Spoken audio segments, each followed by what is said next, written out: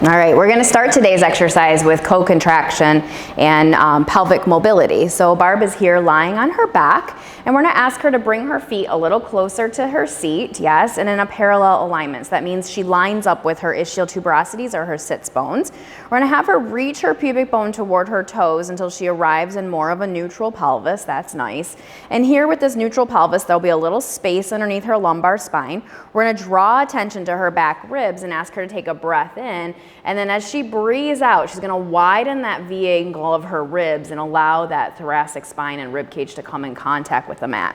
Her collarbones are nice and open, shoulders are draped down her back.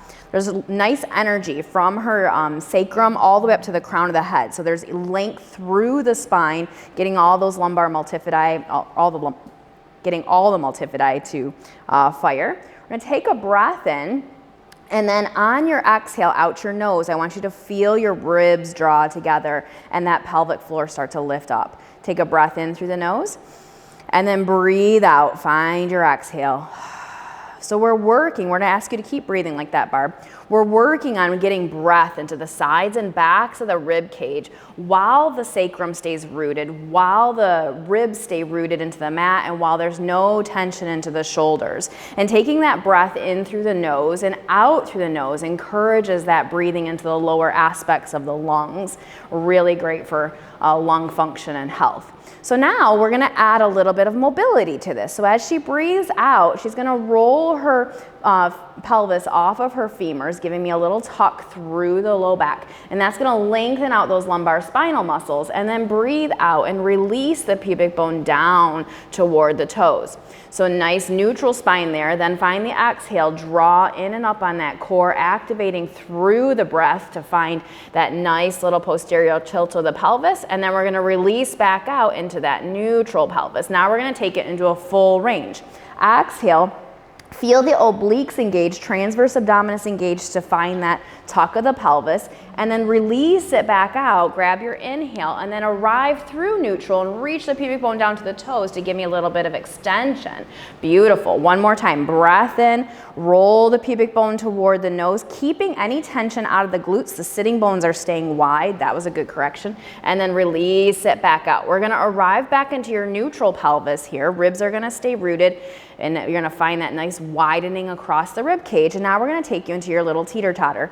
So we're going to imagine that there's kids on your hips, and we're going to let one kid sink the teeter-totter down, and that hip is going to drop. We're going to come back through the center, and then this hip is going to drop. So it's just kind of an east and west movement of the pelvis. We're finding that mobility through the pelvis here as she finds that just little teeter-tottering of the pelvis. We're going to come back through neutral, arrive here, and take this into a pelvic clock.